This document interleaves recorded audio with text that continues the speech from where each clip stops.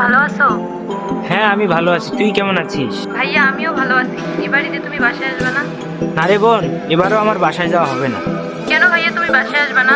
গত রমজানেও তুমি বাসায় আসো না, এবার কুরবানি ঈদেও তুমি বাসায় আসবে না, তাহলে আমি এবার ঈদই করবো না। আরে এরকম পাগলামি করিস না, এবারও অফিসে অনেক কাজ পড়ে আছে। আর হ্যাঁ শোন, আমি তোকে কিছু টাকা পাঠাচ্ছি, ওটা দিয়ে তুই ঈদের শপিং করিস আর মায়ের জন্য ওষুধ কিনে নিয়ে যাস। আচ্ছা ঠিক আছে। আর আম্মুর অবস্থা কিন্তু অনেক খারাপ। আর হ্যাঁ, মাকেও বলে দিস এবারও আমি বাসায় যেতে পারবো না। আচ্ছা ভাইয়া, আমি আম্মুকে সব বলতেছি। আচ্ছা, আমি দোকানে গিয়ে টাকা পাঠাচ্ছি।